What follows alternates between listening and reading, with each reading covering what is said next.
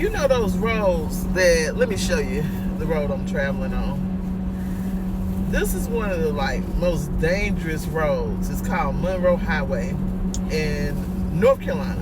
I'm from South Carolina and I just crossed over the North Carolina line. But this road right here is, I don't know. I always say a little prayer before I get on this road because so many people has done passed away on this road. And the vineyard that I go to, I usually get me some wine from the vineyard. I'm in the wine club. My cousin that got me addicted to getting wine from the vineyard, child.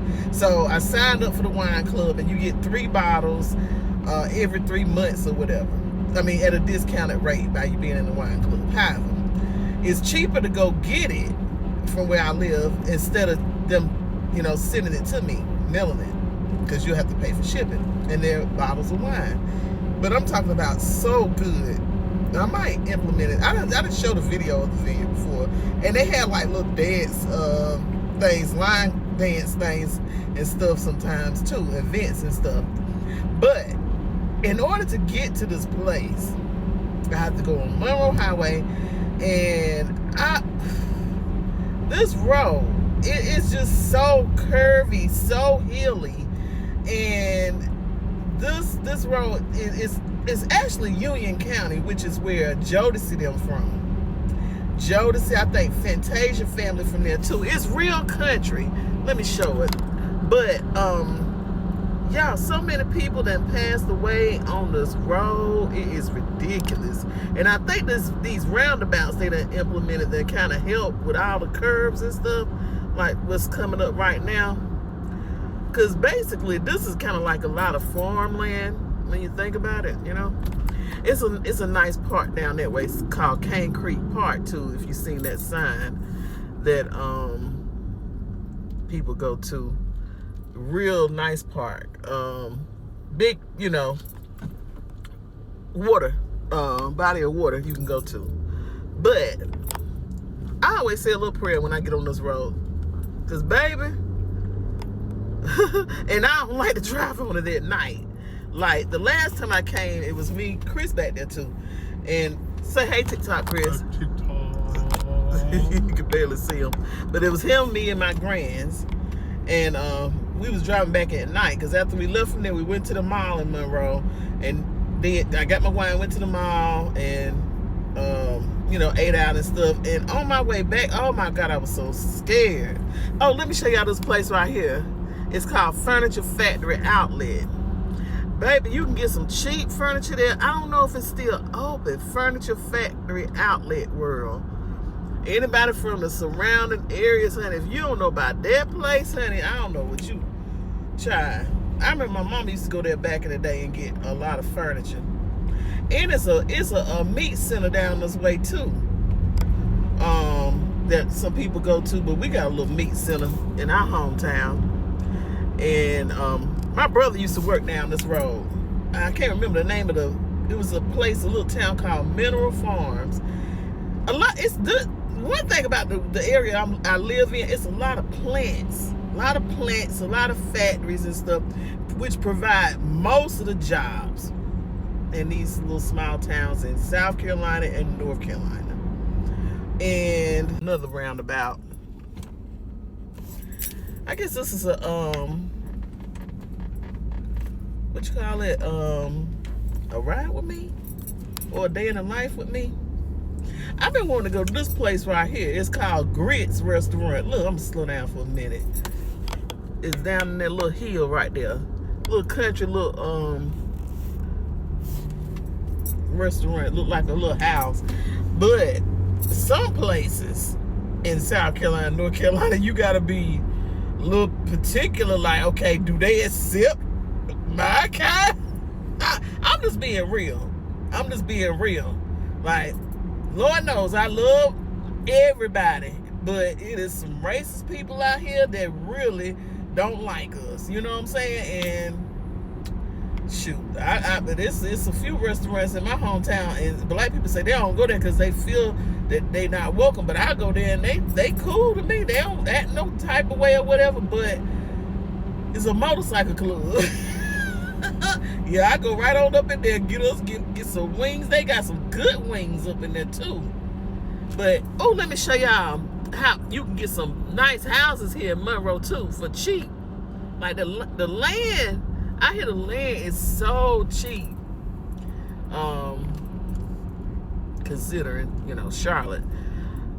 One thing about when you live in these little country towns, you gonna get you some yard now. You gonna get you some yard, child. And that look like what kind of tree that is? Oh, I thought I seen some peaches on there. But actually back in the day, but my mama said it was a peach orchard down this way too. So look at all this land. The house, he out there, was it a man out there cutting the grass? Yeah, there you go. Get it. Go ahead and cut that grass. But it's peaceful. If you don't mind living in the country, you gonna get you some nice land, a little plot of land. This is a nice drive. I love to drive here in the daytime. But like I was saying, when it get nighttime, I be like, Lord, I be praying. I pray on my way up here and back. So we'll be there in a little bit.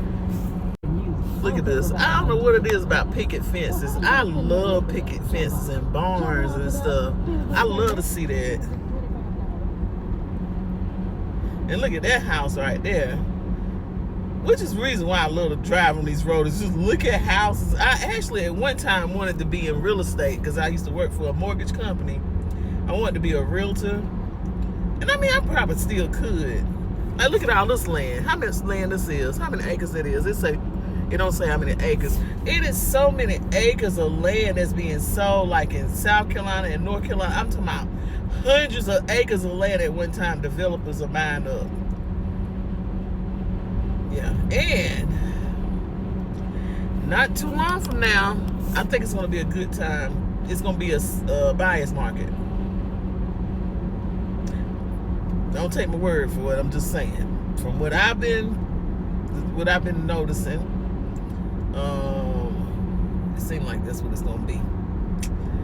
But let me stop talking and get to the vineyard. Today, I use upside every time So we're almost there. Another roundabout. Look at that old-timey stone building, whatever that is. So I ain't no telling what that is. Ain't no telling what that is in there. That look funny. Either way, look at that house with all that land. They got a little pond beside their house. I had a supervisor that had a pond beside her house. Oh my God. This is back in the 90s, early 90s.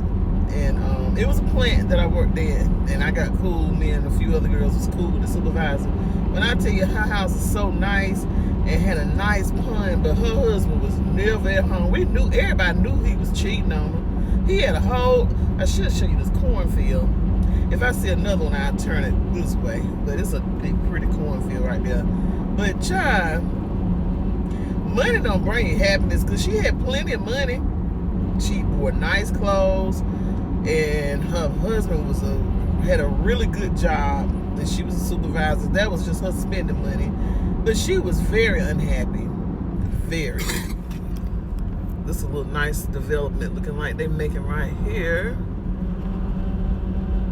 Stone Mill. All right, we're in Monroe city limit. What is your next success story?